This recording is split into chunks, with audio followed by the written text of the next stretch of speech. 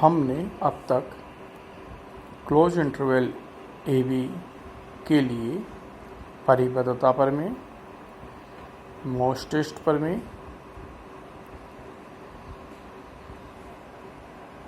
इत्यादि का अध्ययन किया। बोरल-आवर्त प्रमेय भी पढ़ी है अपन ने। अब हम एक महत्वपूर्ण थ्योरम पढ़ रहे हैं, बाल्ज़नो प्रमेय। इसका कथन निम्न प्रकार है: यदि एक फलन f close interval A B में संतत है तथा f a तथा f b विपरीत चिन्हों के हैं, तब कम से कम एक बिंदु c belongs to open interval A B इस प्रकार विद्यमान होगा कि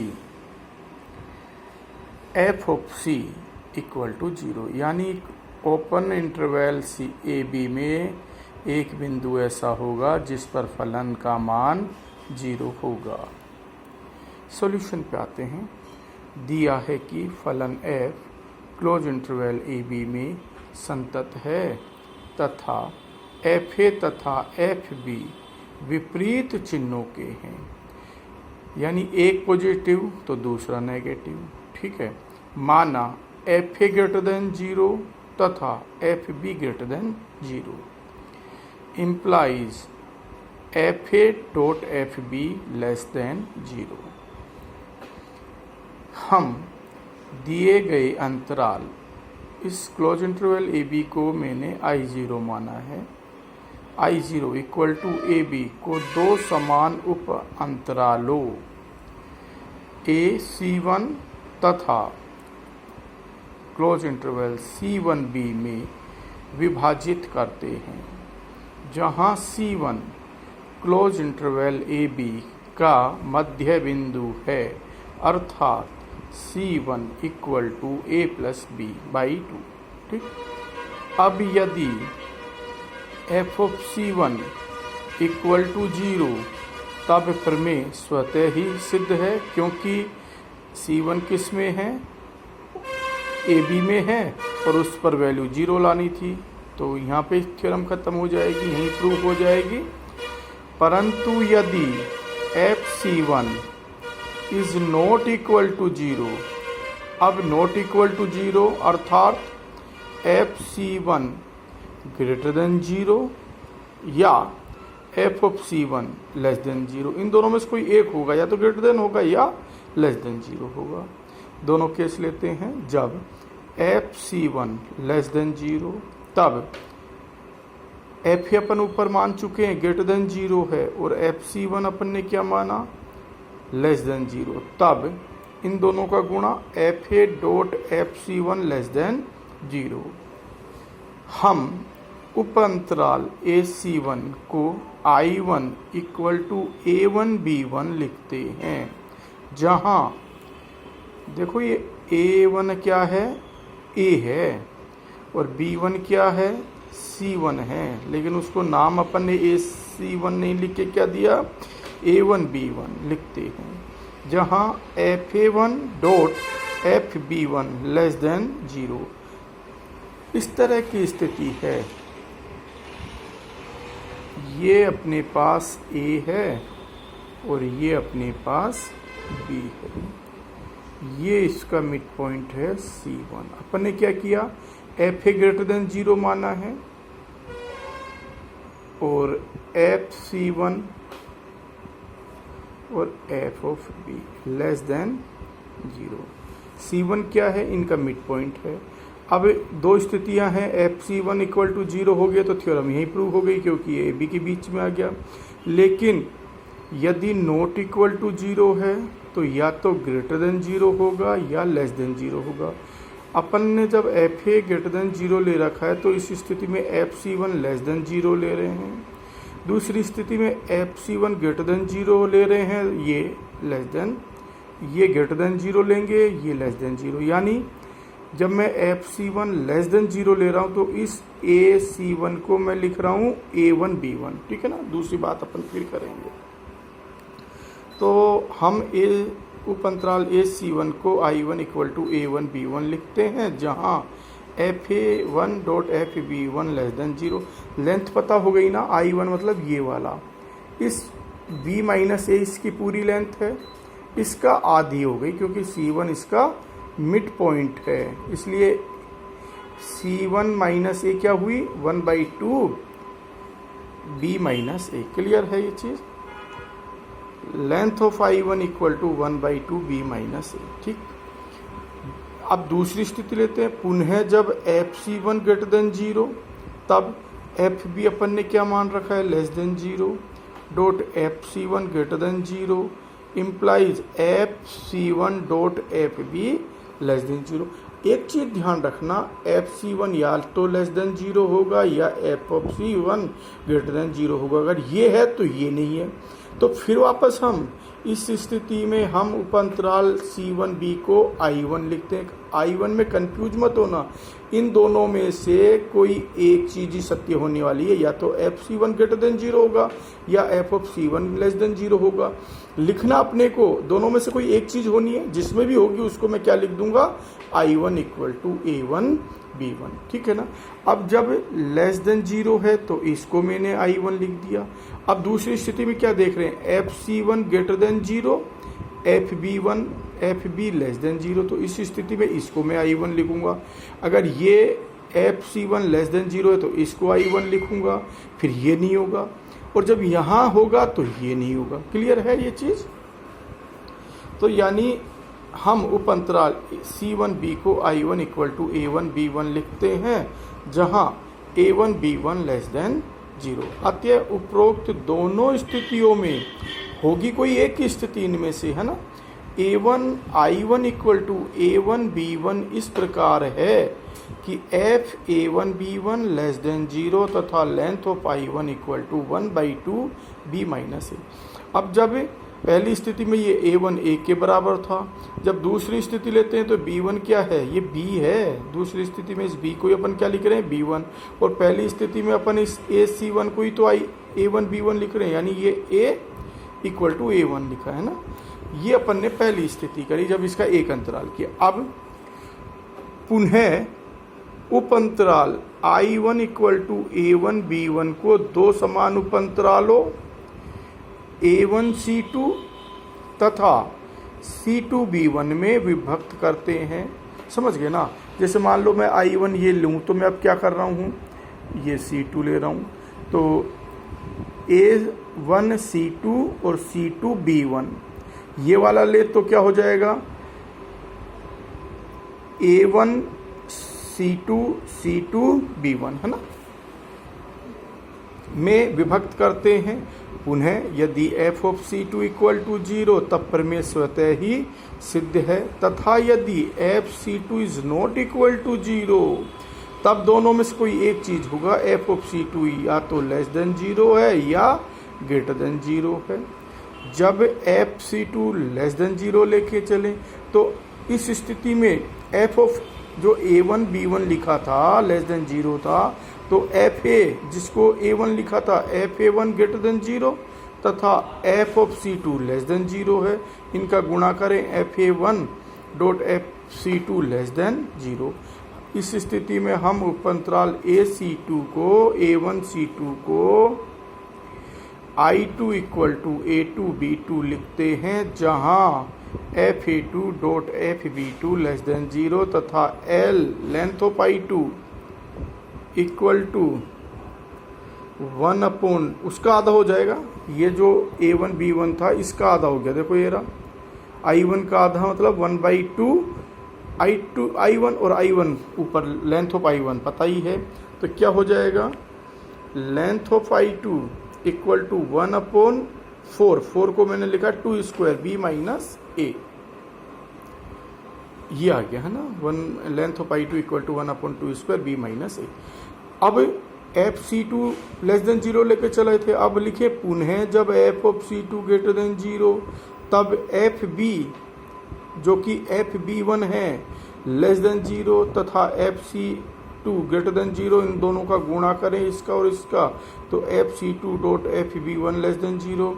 हम उपअंतराल C2B1 को, अब इनमें से ऊपर से कंफ्यूज मत होना कि ऊपर भी I2 लिखा है, यहाँ भी I2 लिखा है, भाई इनमें से कोई एक चीज़ ही तो सत्य होगी, या तो FC2 लेस देन 0 होगा या FC2 ग्रेटर देन 0 होगा। तो जो भी है उसको मैंने I2 लिखा है, जिसमें कंडीशन सेटिस्फाई हो रही है उसको मैंने I2 लिखा है। हम उपअंतराल C2B1 को I2 इक्वल टू A2B2 लिखते हैं जहाँ f of A2B2 less than 0। अतः उपरोक्त दोनों स्थितियों जिनमें से कोई एक ही स्थिति होगी में I2 इक्वल टू A2B2 इस प्रकार है कि f A2B2 लेस देन 0 तथा इसकी length of I2 1/2 square B minus A. यहाँ तक कोई दिक्कत नहीं। समद्विभाजन की इस प्रक्रिया से हमें संवृत क्लोज्ड इंटरवल संवृत अंतरालों का एक अनुक्रम AN BN या अनुक्रम IN n के मान 1 2 3 up to and so on प्राप्त होते हैं, जो इस प्रकार है। I0 मतलब AB close interval AB contains I1 अंतर्विष्ट करता है I2 को, I2 अंतर्विष्ट करता है I3 को, I3 I4 को, IN-1 IN को, IN+1 को अंतर्विष्ट करता है and so on. Number 2 length of I1, जब लेंथ ऑफ I1 किया तो क्या आया था 1/2 की घात 1B माइनस ए। जब लेंथ ऑफ I2 किया तो 2 की घात 2 हो गई। जब लेंथ ऑफ I3 करेंगे 2 की घात यहाँ 3 हो जाएगी। ऐसे ही जब IN की बात करेंगे तो यहाँ 2 की घात n हो जाएगी B माइनस ए। तथा limit n tends to infinity, अंतराल की लंबाई कम होती जाएगी। पहले B माइनस ए थी, फिर उसकी आधी, फिर उसकी आधी, फिर उसकी आधी, तो ये जो लंबाइयाँ हैं वो क्या होंगी, कम होती जाएंगी। जब n tends to infinity IN करेंगे तो क्या हो जाएगी 0, यहाँ लिखेंगे n की जगह इन्फिनिटी 1/2 की घात इन्फिनिटी 1/∞, तो क्या हो जाएगी 0 की तरफ। यानी ये जो IN है एक तरह से सिंगलटन समुच्चय की तरफ, एकल समुच्चय की तरफ कन्वर्ट होता जाएगा। तथा नंबर 3 कि प्रत्येक उपअंतराल के एंड पॉइंट्स पर फलन की जो वैल्यू है उनका गुणा लेस देन 0, अर्थात FAN dot FBN less than 0 for all n equal to 1 2 3 and so on. या इसी चीज को ऐसे कहते हैं FAN तथा FBN के लिए विपरीत चिन्हों के हैं। FAN तथा FBN प्रत्येक n 1 2 3 के लिए विपरीत चिन्हों के हैं। अतः नीडित उपअंतराल, मैंने कल भी आपको बताया था, नीडित अंतरालों के गुणधर्म से एक बिंदु C इस प्रकार विद्यमान होगा कि C belongs to intersection n equal to 0 to infinity IN। अब IN के मान देते जा रहे हैं, implies C belongs to I1 I0 intersection I1 intersection I2 intersection and so on IN। इसका मतलब ये C I0 में भी, I1 में भी, I2 में भी, I3 में जब इंटरसेक्शन में है तो इसका मतलब प्रत्येक समुच्चय में है। implies C belongs to I0 सब में है ना, तो मैंने C का प्रयोग कर लिया। implies C belongs to I0 means C belongs to close interval AB। अब वापस वही बात, यदि FC इक्वल टू 0 तब प्रमेय अपने आप स्वतः ही सिद्ध है, परंतु यदि FC is not equal to 0 तो फिर वापस आते हैं अपन। चूंकि दिया है कि फलन क्लोज इंटरवल AB में संतत है और ये C belongs to AB है, तो अतः F, AB में संतत है तथा C belongs to close interval AB तथा FC is not equal to 0। तो अपन ने इससे जस्ट पहले जो थ्योरम पढ़ी है ना उससे लिख रहे हैं, अतः उक्त प्रमेय से Fx तथा FC के चिन्ह समान होंगे जबकि X belongs to C minus delta C plus delta. ये क्या है, C का प्रतिवेश, C का पड़ोस, C के जो ये ना प्रतिवेश ये होता है। जैसे ये बिंदु C है तो ये जो पास पास के पॉइंट्स है ना ये सारे ये वाले सारे बिंदु, जैसे मैं कहूँ यहाँ C माइनस डेल और ये C प्लस डेल, तो इनके मध्य जो C के नेबरहुड में है, पड़ोस में है, वो सारे बिंदु क्या कहलाएंगे, ये C का प्रतिवेश कहलाएगा। समझ गए ना, यहाँ जितने भी बिंदु हैं वो सब C का प्रतिवेश कहलाएगा। नाम क्या है इसका, C minus del C plus del, इसको अपन सी का प्रतिवेश कहते हैं। तो यहाँ वापस आते हैं, जबकि x belongs to C minus del C plus del del greater than 0। चूंकि c belongs to I N भी है, क्योंकि c इन सब में है ना, c belongs to I0 intersection I1 I2 I3, तो c इन सब में है, तो c बिलोंग्स टू IN। इसका प्रयोग कर रहे हैं, चूंकि c बिलोंग्स टू IN मतलब a close interval AN BN तथा c belongs to c minus del c plus del. अब इसमें से लेके चले और इसमें आ गया, इसका मतलब close interval AN BN is contain in c minus del c plus del. अब AN इसका एलिमेंट भी है, BN भी इसका एलिमेंट है, implies AN belongs to c minus del c plus del तथा BN belongs to c minus del c plus del. Clear है। अब आ जाओ, देखो c इसमें भी है, c के प्रतिवेश में c तो होगा ही, तो ऊपर वाली थ्योरम से जो अपन ने पढ़ी थी FAN तथा f ऑफ c के चिन्ह समान है। फिर यहाँ आते हैं BN और c, यानी FBN तथा FC के चिन्ह समान है। FAN का चिन्ह FC के समान है, FBN का चिन्ह FC के समान है। इसका मतलब FAN तथा FBN के चिन्ह भी समान हो गए, इम्प्लाइज FAN FBN तथा FC के चिन्ह समान हैं। या यूँ कह दें FAN तथा FBN के चिन्ह समान है, लेकिन ये तो गलत चीज़ आई, क्योंकि हमने ये माना हुआ है, इस तीसरे पॉइंट में अपन ने ये मान रखा है कि FAN तथा FBN के चिन्ह विपरीत हैं, तो इसका विरोधाभास आया अपने को। तो इसका मतलब FAN तथा FBN के चिन्ह विपरीत होने का विरोधाभास है। ये विरोधाभास क्यों आया? अपन ने ये गलत चीज़ मान ली, FC is not equal to 0। इसका मतलब FC is not equal to 0 नहीं होगा, क्या होगा? F of C equal to 0 होगा। अतः F of C is not equal to 0 असत्य है, तो देयरफॉर सत्य क्या होगा? FC इक्वल टू 0, जहाँ C पता है ना क्या है, न तो A है न B है। C belongs to open interval AB। एक और छोटी थ्योरम है, वो पढ़ लेते हैं, अंतर्वर्ती मान प्रमेय, इंटरमीडिएट वैल्यू थ्योरम। कथन, ये भी स्टेट एंड प्रूव में आएगी। कथन, यदि फलन f क्लोज इंटरवल AB में संतत है तथा FA is not equal to FB, तब सिद्ध कीजिए कि फलन इस अंतराल में FA तथा FB के मध्य प्रत्येक मान को कम से कम एक बार ग्रहण करता है।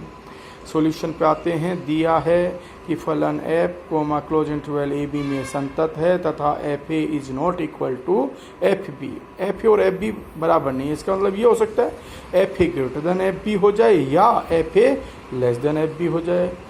माना म्यू FA तथा FB के मध्य कोई संख्या है।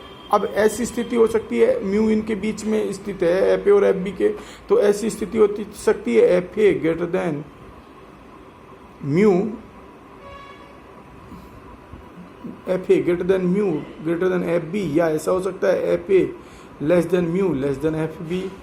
हम एक फलन gx निम्न प्रकार परिभाषित करते हैं, gx equal to fx minus mu, equation number 1, for all x belongs to AB। तो देयरफॉर यहाँ x की जगह a लिख रहे हैं, तो therefore GA equal to FA minus mu, तथा यहाँ पे b लिख रहे हैं GB equal to FB minus mu. तब जब FA, ये वाली स्थिति ले रहे हैं, जब FA greater than mu greater than FB, तब देख लो FA म्यू से बड़ा है तो GA ग्रेटर देन 0 हो जाएगा, FA माइनस म्यू, तो GA ग्रेटर देन 0। और म्यू बड़ा है FB से, तो FB बड़ा है, म्यू बड़ा है तो माइनस हो जाएगा, तो तब GA greater than 0 GB less than 0, imply GA dot GB less than 0।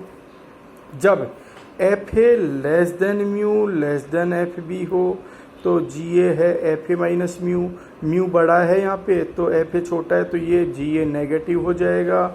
Mu छोटा है FB से, तो ये FB बड़ा है, म्यू छोटा है तो जी बी पॉजिटिव हो जाएगा, तो G A less than 0, G B greater than 0, इसका मतलब G A dot G B less than 0। अतः उपरोक्त दोनों स्थितियों में जी ए तथा जी बी विपरीत चिन्हों के हैं, अर्थात G A dot G B less than 0।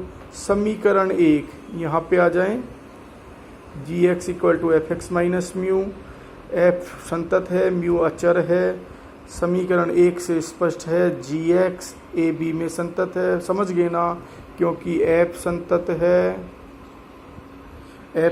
है, म्यू अचर है इसलिए संतत है, दो संतत पन्नों का डिफरेंस भी संतत है, तो जी एक्स भी क्लोज इंटरवल ए बी में संतत होगा।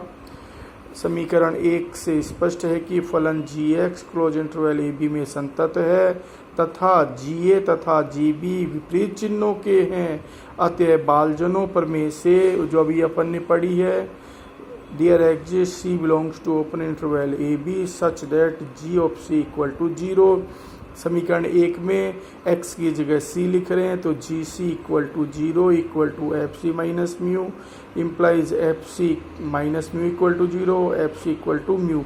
म्यू क्या है, एफ के तथा एफ बी के मध्य का कोई वैल्यू है। इससे स्पष्ट हो रही है कि अतः फलन F close interval A B में एफ ए तथा एफ बी के मध्य प्रत्येक मान को ग्रहण करता है। इति सिद्धम, यही सिद्ध करना था। इसी के साथ अपना ये जो संततता का चैप्टर है वो समाप्त होता है। अगले लेक्चर में हम अवकलनीयता डिफरेंशिएबिलिटी का अध्ययन करेंगे।